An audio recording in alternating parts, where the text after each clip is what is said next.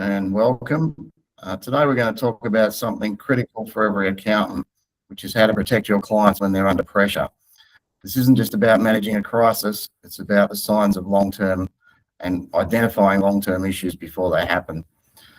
We'll explore how to preserve the client's options and protect the relationship. I'll walk you through a practical framework that helps you spot trouble early.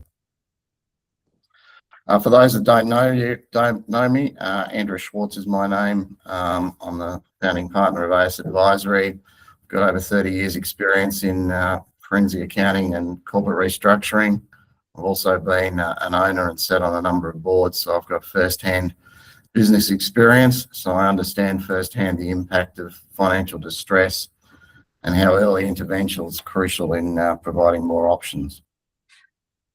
A little bit about AS Advisory. We're a boutique corporate advisory firm that specialises in assisting owners and advisors with businesses that are under pressure, underperforming, or facing critical decisions. With three main service areas: corporate restructuring, forensic accounting, and business advisory. We're regularly brought in by accountants and lawyers when their clients' business gets difficult and they need independent expert advice. All right, today I'm going to talk to you about when clients' problems become your problems and how to identify the problems early and deal with it. Pressure rarely begins as a full-blown crisis. It's usually a series of small shifts in performance, shifts in behaviour, and how the clients communicate with you as their trusted advisor. Your relationship with them is critical. Because you are the trusted advisor and often the first to see the issues that they face. And early intervention in those problems can make a real difference to the client's outcome. Why this matters to you as accountants? It's simple. You're not just a numbers person, you're the trusted advisor, as I said before. You want to look after your client and the client's relying on you. So if you have a practical approach to understanding what's going on within the client's business, you're in a better position to provide solutions and answers and bring expertise in when required. Today I'll work you through a 5-step framework. This isn't theoretical, it's practical. It's an actionable guide for recognising and managing client pressure. We'll start by looking at how to identify the early warning signs. Then we'll move into separating what's short-term from a deeper structural problem. Then we'll discuss the importance of escalating calmly and early and how to preserve options. And finally, we'll cover how to use independent support without damaging your trusted relationship. Step 1 is all about identifying the early warning signs. Pressure always leaves clues, long before it becomes a full-blown crisis. We typically see these signals fall into 3 categories. First, there's the financial signals. Maybe revenue's holding steady, but cash is tightening. Debtor days are stretched. You might see overdrafts not resetting. BAS and PAYG payments are slipping. Then we have the behavioural signals. Your client might be harder to reach. They might be increasingly reactive. They might delay decisions or offer reassurance without any real detail. And finally, operational signs: unreliable management reporting, staff turnover, owner consistently fighting fires. These aren't isolated incidents, they're interconnected indicators. Recognising these patterns as a first step is critical. We often see the behaviour signals come first. Your client might become harder to contact or increasingly reactive. Decisions get delayed or avoided, or you might notice an increase in stress, defensiveness when asked or challenged. They might offer reassurance without any real detail, but really they're just delaying the inevitable or trying to seem that everything's under control. It's about recognising these stages early and having a discussion with the client as to what's going on. I'll now turn to a bit of a case study. I'll put up some numbers on the screen, and I'll be interested if you can put in the chat what warning signs you see, what indicators are more temporary than disruption, and what you might do as an advisor. So I'll put up a profit and loss firstly. So in the chat, just put in some observations that you see in relation to these numbers. I'll give you a couple of minutes. So, quick after that.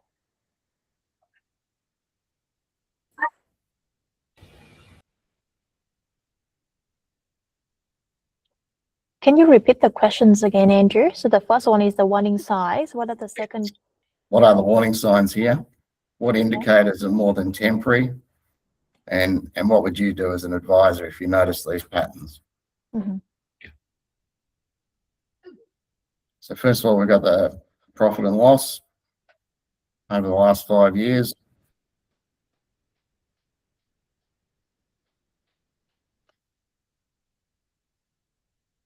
And now I'll just move to the balance sheet, give you some time to absorb that.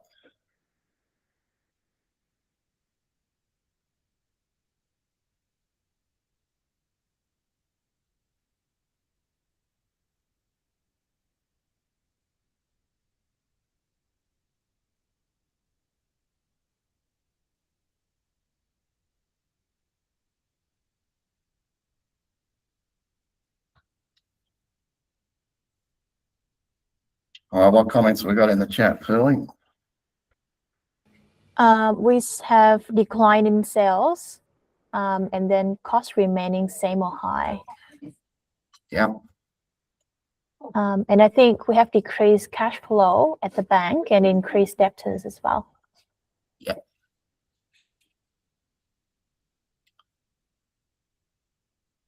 So there's a real change in this owner's business from around 2023 onwards. You see things are starting to decline.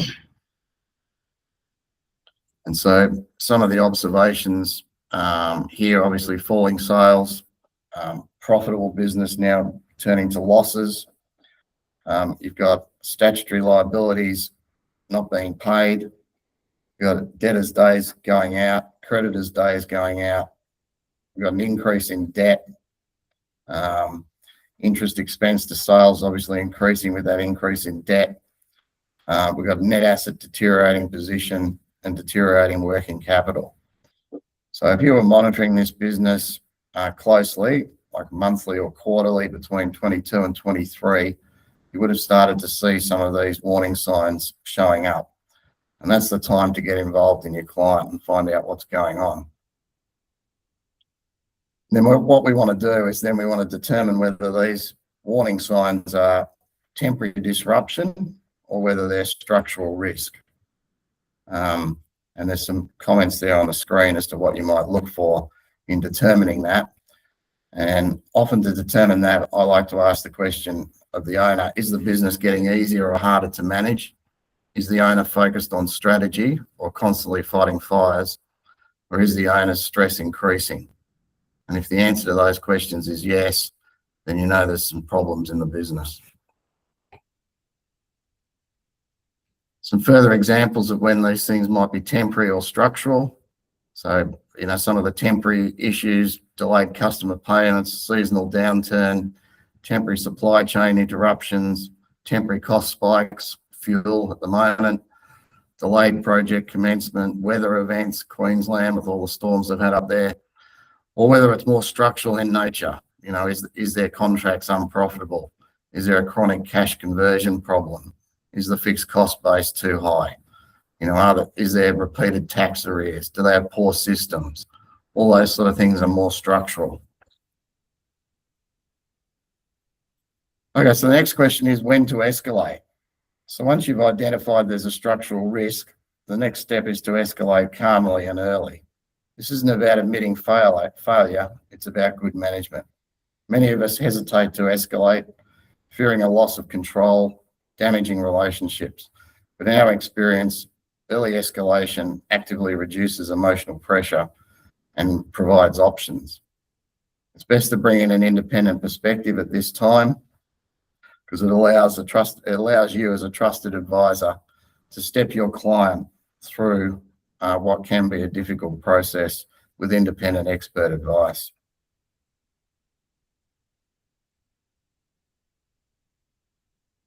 All right, sometimes there's clear triggers.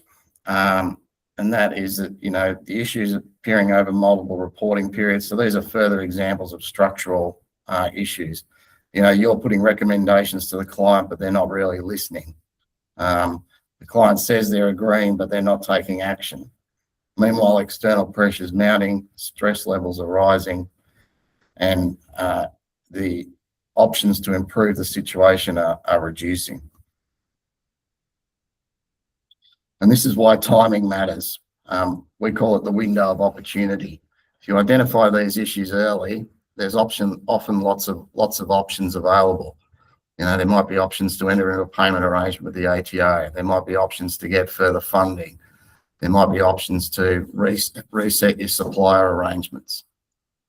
But if you leave this fester and develop more and more, over time the options narrow, and you end up getting to a point where sometimes insolvency becomes the only option. Quick case study. A couple of years ago, I had a cabinet maker come to me. It was a long-standing profitable business, not dissimilar to those numbers I put up on the board recently. Started to have a few losses, lost a key client, had a bad debt issue, started to see an increase in its overdraft, credited debt was going out, was into a payment arrangement with the ATO. And in this case, the accountant identified the issues and called myself in. I met with the client and we had a discussion around the options. At that time, there was options to extend their ATO payment arrangement. There were some options to refinance to do a sale and lease back of some of their equipment. There was also an option to get some debtor factoring in there and potentially some term loan facilities. So there are options available to reset the position. Unfortunately, as we often see, the director stuck his head in the sand, didn't take action, and 6 months later I had a phone call from him saying, what do I do now, as he'd received a director penalty notice. So obviously at that point in time his options were only to pay the debt or put the company into an insolvency, which ultimately what happened. So it's an example of where early intervention really can be a key to getting a better outcome. All right, now we'll turn to the final step in the framework, which is using independent support without damaging trust. This is about bringing in specialists to strengthen the position and not replace you. Remember, good support works alongside the advisor and not instead of the advisor. We've seen how early action preserves options, and part of that early action can be introducing independent expertise. When you bring in support early and frame it clearly, it actually strengthens the relationship. You showing proactive care. This approach defines scope, sets clear expectations, and ultimately protects everyone involved. You always remain the trusted advisor. We step in as the specialist to handle the complex matter, returning the client to you stronger, more stable, or with the problem resolved, which may ultimately be an insolvency and the company wound up protecting the personal interests. At AS Advisory, we're more than happy to come out and meet with you and your client on a no cost, no obligation basis. We also have a business diagnostic tool that we can use with clients to assess their situation and help provide options. And then from there, we can work out whether it's a business improvement assignment or whether it's more of a restructure, either formally or informally. There's a link on the screen there, and also I think it's going to be put in the chat. If you have any clients that you think could benefit from a business diagnostic, please follow that link. It'll take you to a registration page and we'll be in touch. Our business health checks normally cost $1,500, but for any registrations through that link, I'm offering a discount at $800 to have that diagnostic undertaken. All right, in closing, I'd just like to highlight some common traps we see with accountants. Even with best intentions, we often see accountants fall into common traps that delay action and reduce options. And the big one is familiarity, reducing urgency. Because you know the client, you've been involved with the client for years, often you accept their responses, which typically can be, oh, we've got a big contract around the corner, there's cash coming in, that debtor's going to pay. All of these things, which can, once again, be accepted and delay action. Another trap is mistaking activity for recovery. Just because a client is busy doesn't mean they're improving activity or dealing with structural change. And then there's hoping that the timing will solve the problem. It'll fix itself. This rarely happens and is almost impossible if the issue is structural. Finally, delaying escalation at this point in time and can lead to less options for the client.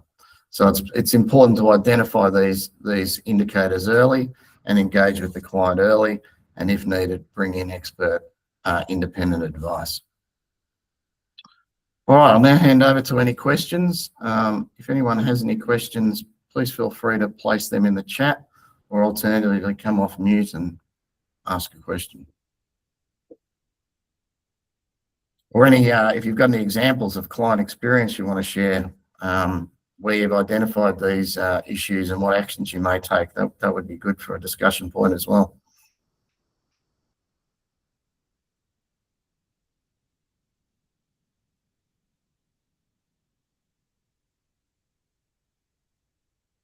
We have a question here from Peter. How does an advisor let their clients know they can provide this support?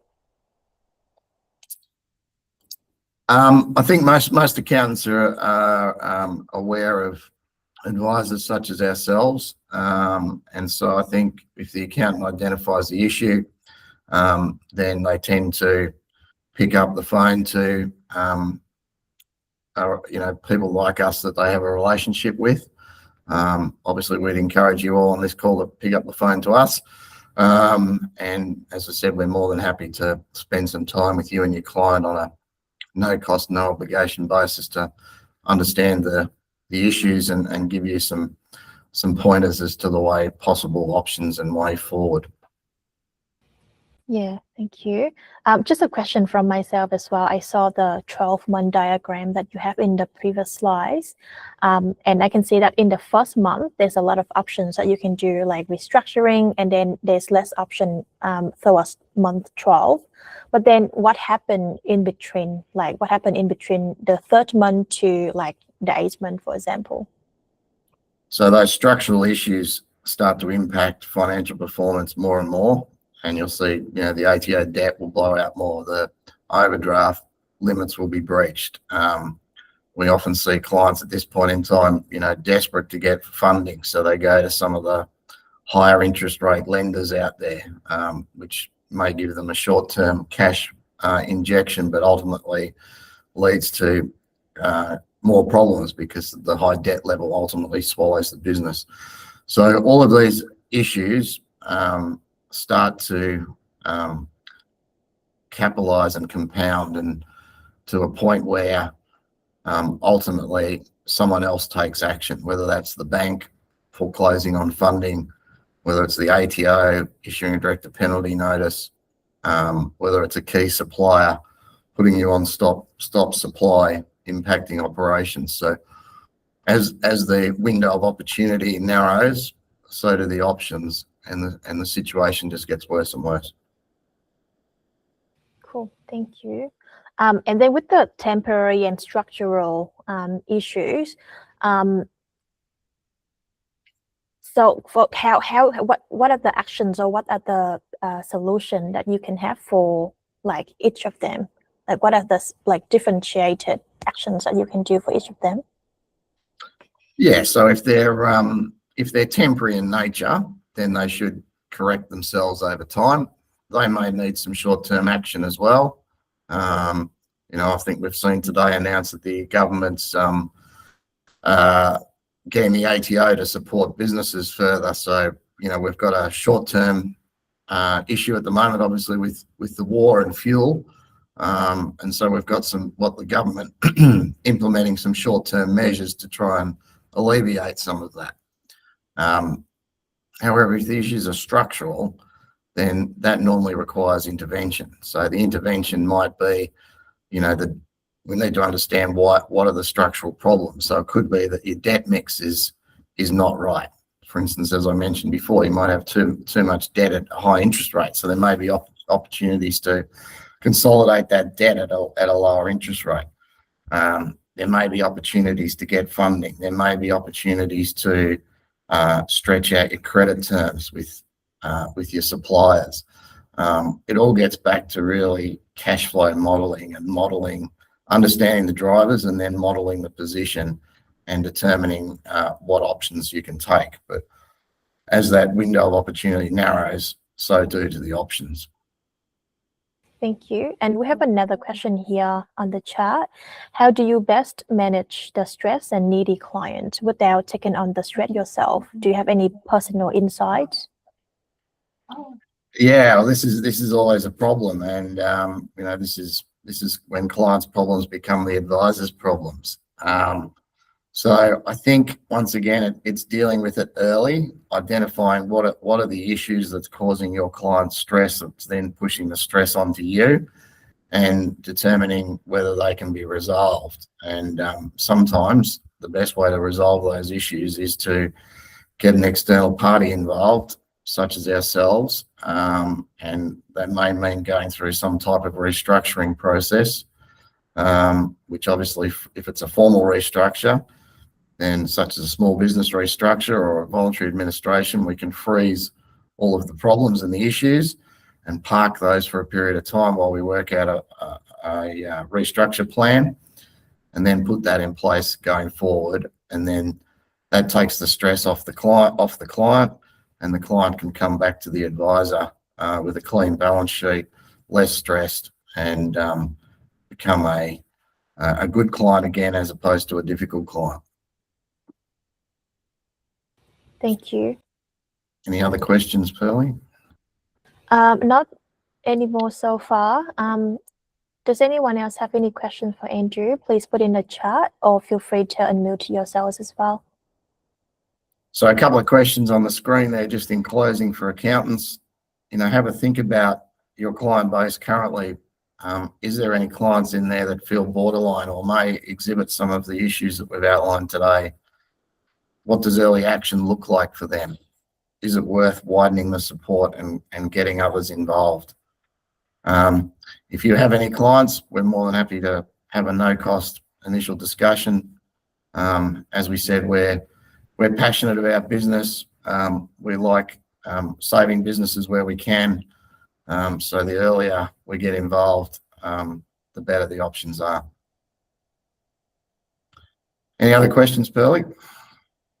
No, yep. Oh, actually, we have one from Stephen. Really good presentation. Are you able to share the slides with participants afterwards? Yeah, sure. Well, we'll send a copy of the slides around after the presentation.